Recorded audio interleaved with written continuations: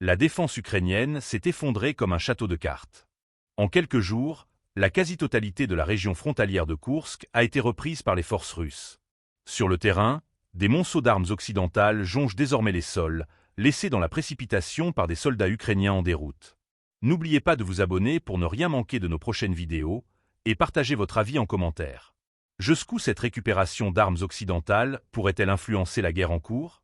L'opération militaire qui visait à chasser les troupes ukrainiennes des territoires russes touche à sa fin.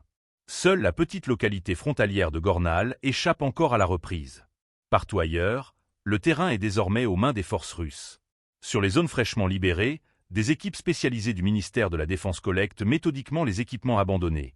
Fusils, munitions, lance-grenades, systèmes anti-chars. Une partie de ce butin prendra la direction des musées militaires. Le reste, bien plus stratégique, sera confié aux industriels de l'armement pour être démonté, analysé, copié ou neutralisé. L'opération Potok, conduite dans le plus grand secret, a permis l'encerclement partiel de la garnison ukrainienne à Sudza.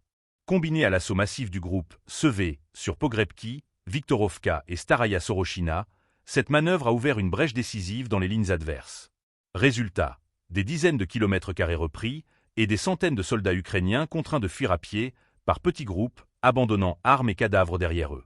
Dans les champs, parmi les herbes, des pièces de collection. On y retrouve pêle-mêle des M16 datant de la guerre du Vietnam, des carabines M4 dernier cri, des fusils de précision Barrett M82, et même les célèbres mitrailleuses Browning calibre 50. Des fusils européens modernes, eux aussi dérivés de l'AR-15, s'ajoutent à la liste. Mais ce qui retient surtout l'attention des experts russes, ce sont les hybrides improbables, des armes combinant l'ergonomie américaine et les munitions soviétiques. Une fusion inattendue qui, selon certains officiers, offre le meilleur des deux mondes.